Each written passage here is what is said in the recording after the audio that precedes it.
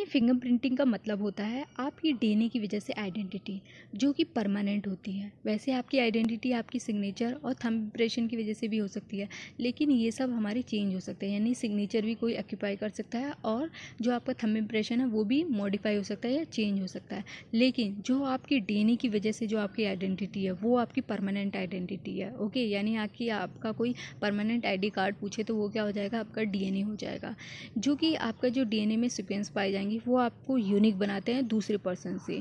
ठीक है, तो हमारे डीएनए में से क्या कैरेक्टर्स होते हैं जो हमें, और हम उनकी कैसे पहचान करते हैं, इस वीडियो में हम लोग उसी को देखेंगे, जिस प्रोसेस को हम लोग डीएनए फिंगरप्रिंटिंग बोलते हैं।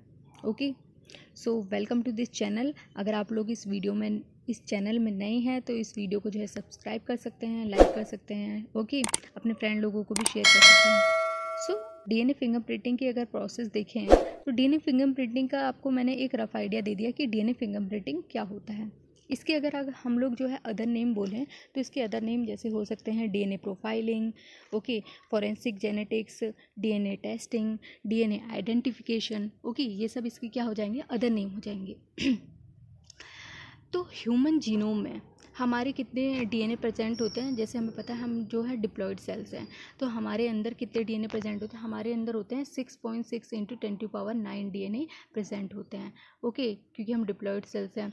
तो इनमें से 99.9% डीएनए हमारे क्या होता है, जंक डीएनए होता है। जंक मतलब ख़राब डीएनए होता है, यानी वो कोई भी हमारा क्या करेगा, प्रोटीन को नहीं बनाएगा। ओके, और यानी कि ये क्या होगा, नॉन कोडिंग सीक्वेंस होगा, कोई भी कोड नहीं कर रहा होगा। जैसे डीएनए होता है, डीएनए से फिर हमारा आरएनए बनता है और आरएनए से फिर हमारा क्या होता है, प्रोटीन। यही हमारा डीएनए का काम होता है। ठीक है, कि कोड करना, बाद में जो है कोई प्रोटीन बनाना। लेकिन जो नॉन कोडिंग सीक्वेंस होंगे वो हमारा कोई भी प्रोटीन नहीं बनाएंगे, यानी कि जंक डीएनए होंगे। ओके, तो इन्हीं जंक डीएनए में हमें कुछ रिपीटेटिव सीक्वेंस देखने को मिलेंगे। रिपीटेटिव सीक्वेंस का मतलब है कि कुछ ऐसे बेसिस देखने को मिलेंगे, कुछ ऐसे सीक्वेंस देखने को मिलेंगे जो रिपीट हो रहे होंगे। जैसे कि यहाँ पे दिखा रखा है CTG CTG CTG, ऐसे करके कई बार रिपीट हो सकता है 1000 बार रिपीट हो सकता है कि 100 बार रिपीट्स हो। ओके, कोई भी सीक्वेंस हो सकता है। तो ये जो सीक्वेंस पाए जाएंगे इन्हीं को हम लोग क्या बोलेंगे, रिपीटेटिव डीएनए बोलेंगे। ओके, तो ये हमारे जंक डीएनए में पाए जाएंगे। इतना तो हमें समझ में आ गया। और हो सकता है कि कुछ टाइम बाद, कुछ जनरेशन बाद कुछ म्यूटेशन हो जाए। ठीक है, जैसे यूवी रेडिएशन की वजह से या किसी भी चीज़ की वजह से जो है म्यूटेशन हो जाए। ठीक है, तो अब हमारे म्यूटेशन हो गया तो क्या हो गया, जो जी है उसकी बजाय हमारे यहाँ पे टी आ गया। ठीक है, और यहाँ पे जो जी था उसकी वजह से यहाँ पे ए आ गया। कोई भी म्यूटेशन चेंज हो सकता है, मैंने यहाँ पे 2 दिखा रखे हैं। तो अब हमारा डीएनए सीक्वेंस हो गया है CTT, CTA और CTG। ठीक है, तो यानी अब हमारे क्या शो कर रहा है, डीएनए में वैरायटी शो कर रहा है। ठीक है, तो जो डीएनए में वैरायटी शो कर रहा है अब ये, तो उसको हम लोग बोल देंगे पॉलीमॉर्फिज्म। ठीक है, क्या बोल देंगे, पॉलीमॉर्फिज्म। तो यानी जो रिपीटेटिव डीएनए होते हैं उनमें ड्यू टू म्यूटेशन क्या हो जाता है, हमारा पॉलीमॉर्फिज्म हो जाता है। और इन्हीं को हम लोग क्या बोल देंगे, पॉलीमॉर्फिक मार्कर। मार्कर का मतलब क्या होता है, किसी भी चीज़ को हाईलाइट करना। ठीक है, या उसको अंडरलाइन करना। तो ये जो पॉलीमॉर्फिक मार्कर होंगे वो भी आपके डीएनए को क्या करेंगे, हाईलाइट करेंगे कि यह आपके अंदर ये विशेष जो हैं गुण हैं, ऐसे समझ सकते हो, जो आपको जो है यूनिक बनाते हैं। इसी को हम लोग जो है डीएनए फिंगरप्रिंटिंग में फाइंड आउट करते हैं। तो जो पॉलीमॉर्फिक मार्कर हैं ये क्या होंगे, हमारे जनरेशन आफ्टर जनरेशन जो है एक्यूमुलेट होते रहेंगे। कैसे एक्यूमुलेट होंगे, क्योंकि ये हमारे जो है जंक डीएनए में पाए जा रहे थे। तो ये क्या होगा, म्यूटेशन एक बार हो गया तो एक जीन्स में अगर होगा तो फिर वो अगले जीन्स में भी जाएगा, फिर वो अगले जीन्स में भी जाएगा। ठीक है, तो डीएनए पॉलीमॉर्फिज्म की अगर हम लोग डेफिनेशन बोले तो क्या हो जाएगी, यहाँ पे लिख रखी है कि these variable DNA sequence term polymorphic markers use to differentiate and correlate between individual. ये क्या होता है, हमारे वेरिएबल डीएनए सीक्वेंस होते हैं और ये हमारे हेल्प करते हैं इंडिविजुअल के बीच में डिफरेंशिएट करने के लिए और उनके बीच में संबंध पता लगाने के लिए। ओके, तो इतनी चीज़ समझ में आ गई कि क्या इसका बेसिस प्रोसेस क्या है। तो डीएनए फिंगरप्रिंटिंग की अगर हम बात करें तो ये किसके ऊपर डिपेंड करेगा, ये हमारा पॉलीमॉर्फिक मार्कर्स के ऊपर डिपेंड करेगा। थर्ड चीज़ है ये है कि इसकी अगर हम लोग जो है एक इजी सी डेफिनेशन बताएं तो ये हो जाएगी, ये हमारे क्या बताएगा, इंडिविजुअल के डीएनए कैरेक्टर्स को डिटरमाइन करेगा कुछ बॉडी सैंपल्स को लेके। ठीक है, यानी बॉडी सैंपल्स क्या होंगे, जिनमें हमारा डीएनए प्रेजेंट हो।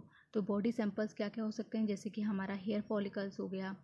ठीक है, ब्लड हो गया, सलाइवा हो गया, सीमेन हो गया, सीमेन यानी स्पर्म हो गया, स्किन सेल्स हो गई, बोन हो गया, टिश्यू सेल्स हो गया, यानी कोई भी सेल्स जिसमें हमारा डीएनए हो वो हमारे पास होना चाहिए किसी भी इंडिविजुअल के डीएनए का कैरेक्टर्स पता लगाने के लिए, ठीक है, उसी इंडिविजुअल का होना चाहिए।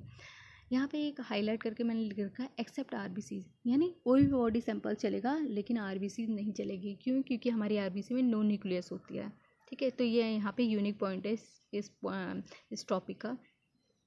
अगर इसकी हम लोग जो है डिस्कवरी की बात करें तो सबसे पहले इसकी खोज जो है एलेक्स जेफरे ने करी थी, इसीलिए इन्हें फादर ऑफ डीएनए फिंगरप्रिंटिंग भी बोला जाता है। इन्होंने इसकी खोज जो है 1984 में करी थी। अगर इंडिया में बात की जाए तो इंडिया में इसकी खोज जो है खोज का श्रेय दिया जाता है लालजी सिंह को। ओके, ये क्या है? ये हमारे father of Indian DNA fingerprinting है। ओके, अगर कहीं पे ये क्वेश्चन आता है कि father of Indian DNA fingerprinting कौन है और ऑप्शन एलेक्स जेफरे और लालजी सिंह दोनों दे रखा है, तो हमारा ऑप्शन जाएगा लालजी सिंह पे। ओके, अगर इसकी एप्लीकेशंस की बात की जाए कि इसका क्या क्या एप्लीकेशंस है, तो ये हमारा जो है फॉरेंसिक एप्लीकेशन में यूज़ किया जाता है। यानी कि अगर किसी फॉरेंसिक किसी क्राइम सीन पे हमें कोई सैंपल मिल गया, बॉडी सैंपल्स मिल गया, ओके, जैसे कि मान लिया सलाइवा मिल गया, ठीक है, और हमें कुछ पर्सनस के ऊपर सस्पेक्टेड हमें जो है शक है, तो हम क्या करेंगे, जो हमें बॉडी सैंपल मिला है उसका डीएनए निकालेंगे, ठीक है, उसको फिर अगर ज़रूरत होगी तो पीसीआर के थ्रू उसका जो एम्प्लीफिकेशन करेंगे, काफ़ी सारी कॉपी बनाएंगे, उसके अंदर पॉलीमॉर्फिक मार्कर्स देखेंगे, फिर क्या करेंगे, जो सस्पेक्टेड पर्सन होगा उसके अंदर मार्कर्स देखेंगे, दोनों को मैच करेंगे। अगर मैच हो जाएगा किसी भी पर्सन से तो यानी वो पर्सन क्या हो जाएगा, गिल्टी हो जाएगा। सेकेंड पॉइंट ये दे रखा है कि पैटेंटी टेस्ट में भी यूज किया जाएगा। यहाँ पे क्या किया जाएगा, जो चाइल्ड होगा, ठीक है, उसके अंदर जो डीएनए मार्कर्स होंगे और जो पेरेंट होगा यानी जो सस्पेक्टेड पेरेंट्स होगा उसके अंदर जो डीएनए मार्कर्स होंगे उनको मैच किया जाएगा। क्योंकि जो चाइल्ड के अंदर जो डीएनए होगा, ठीक है, यानी कि चाइल्ड के अंदर अगर एक डीएनए ये है, एक डीएनए हमने मान लिया ये है, यानी क्रोमोसोम में 2 पेयर्स ऑफ डीएनए पाए जाते हैं, तो ये दोनों हैं। ओके, तो जो रेड वाला डीएनए होगा वो हो सकता है कि हमारा उसको मदर से मिला हो, और जो येलो वाला हो सकता है उसको फादर से मिला हो, क्योंकि वो इनहेरिटेड होते हैं, ठीक है। एक एक हमारा जो होगा वो क्या करेगा, वो फादर मदर से हमारा इनहेरिटेट करेगा। तो हम यही चेक करेंगे कि वो किससे इनहेरिटेट कर रहा है, ठीक है, जो भी सस्पेक्टेड पर्सन हो उससे मैच करेंगे। अगर मैच हो जाएगा तो वही उसका क्या हो जाएगा, फादर हो जाएगा। थर्ड पॉइंट ये दे रखा है डायग्नोसिस ऑफ इनहेरिटेड डिसऑर्डर्स, यानी कि कोई अगर डिसऑर्डर है जो इनहेरिटेड हो रहा है तो उसको भी चेक किया जा सकता है। टू डिटरमाइन पॉपुलेशन को भी डिटरमाइन किया जा सकता है। ये देखिए कि जीन में कितनी ज़्यादा वेरिएबिलिटी है। टू नो जेनेटिक डाइवर्सिटी, ये भी सेम वही हो जाएगा। 6 पॉइंट हो जाएगा टू नो इवोल्यूशन, कि पहले की जनरेशन में हमारे कैसे डीएनए पाए जा रहे थे, अब कैसे डीएनए पाए जा रहे हैं, तो इवोल्यूशन हम पता लगा सकते हैं। इवोल्यूशन का मतलब ये होता है कि चेंजेस, ठीक है, कैसे कैसे चेंज हुए हैं, तो वही हम डीएनए को देख के भी पता लगा सकते हैं कि कैसे कैसे क्या क्या चेंजेस हुए हैं।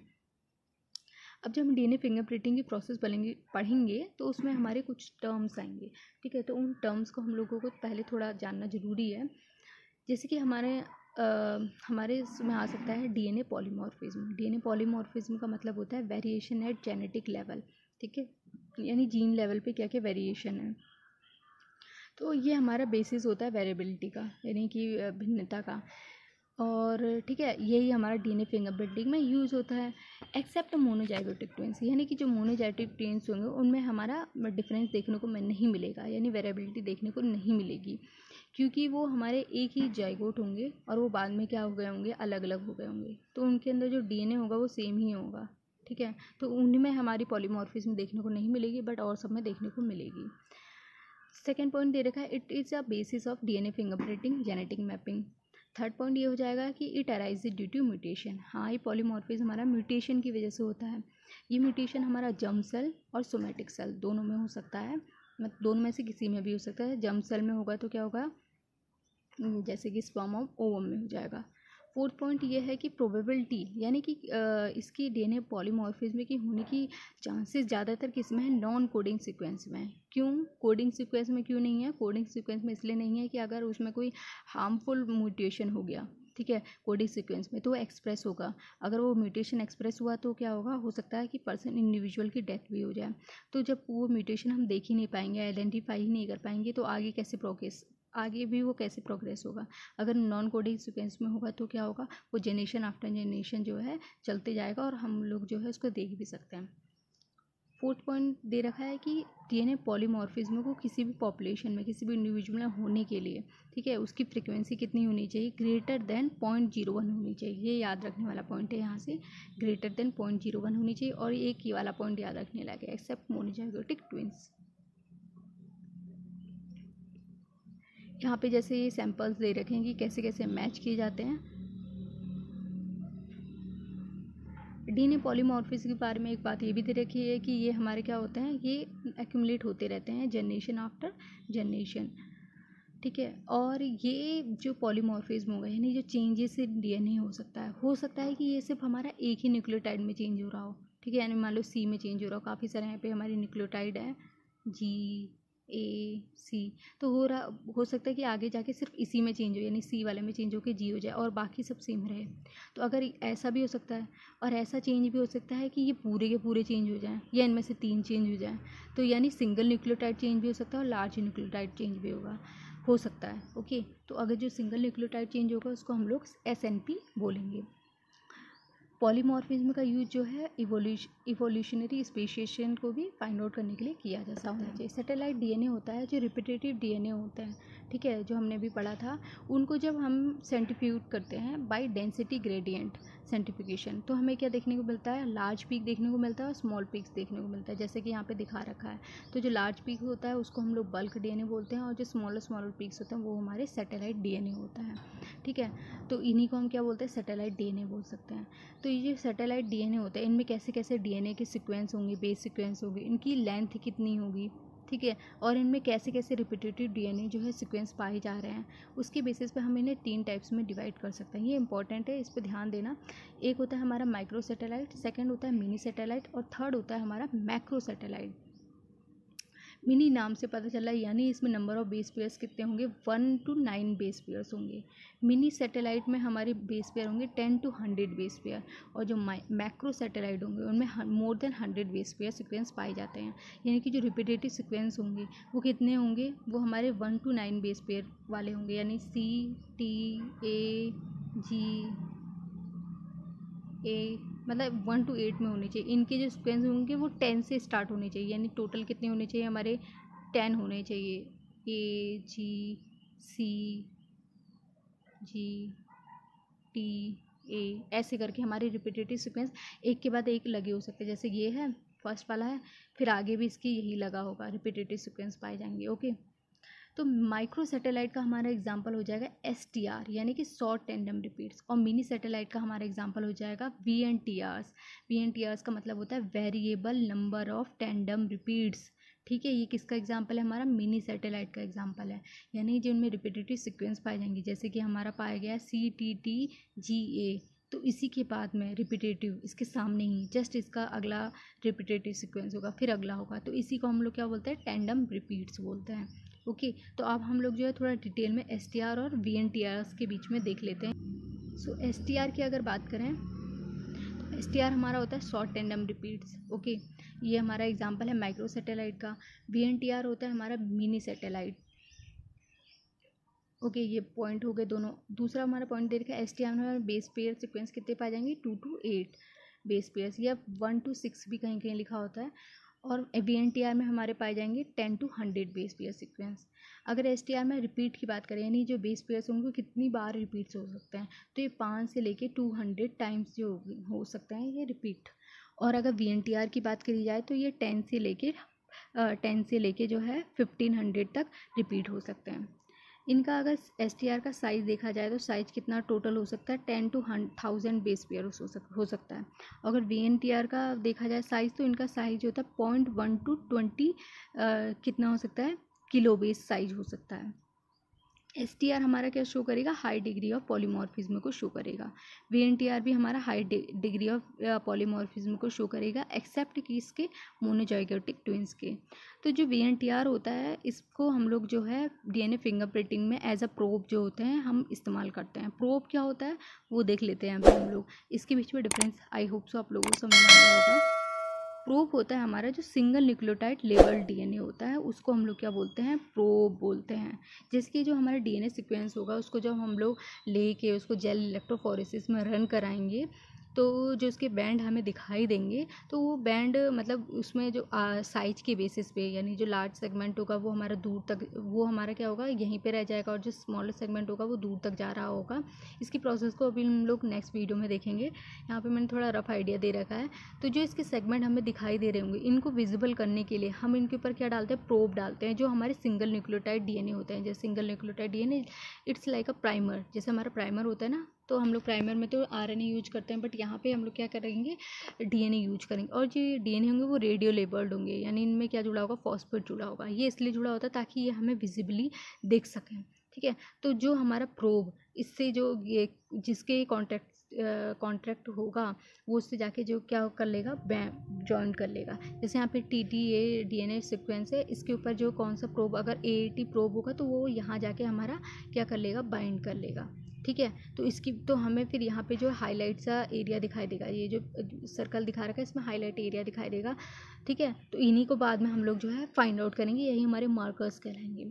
तो प्रोब क्या होता है, it is use to detect a particular DNA sequence in a bulk DNA, ठीक है। तो ये क्या करता है, कई सारे डीएनए सीक्वेंस में एक पर्टिकुलर डीएनए सीक्वेंस को क्या करता है, फाइंड आउट करता है, जो उसके कॉन्टैक्ट, जो उसका कैरेक्टर्स होते हैं उसके बेसिस पे।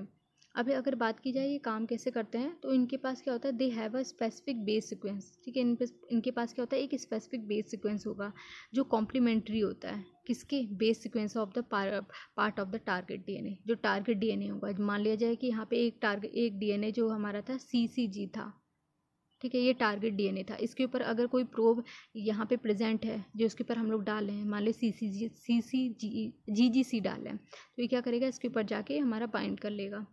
तो यही हमारा क्या कहलाएगा, प्रोब कहलाएगा। और ये हमारा किससे लेबल्ड होगा, फॉस्फेट से लेबल्ड होगा, ताकि ये जब इसके ऊपर बाइंड करे तो ये हमारा हाईलाइट स्ट्रक्चर हमें दिखाई दे, जिसको हम लोग रीड कर सकें डीएनए फिंगरप्रिंटिंग के लिए, ठीक है। तो अगर हम डेफिनेशन एक बोली जाए स्टैंडर्ड डीएनए फिंगरप्रिंटिंग की, तो वो ये हो जाएगी, a DNA test to stabilise a link और रिलेशन बिटवीन टू पर्सन और living organism by analysing their STR and BNTR is known as DNA fingerprinting. यानी किन्हीं भी दो पर्सन के बीच में कोई रिलेशन को फाइंड आउट करना उनके एसटीआर और बीएनटीआर को लेके, वही हमारा डीएनए फिंगरप्रिंटिंग कहलाएगा।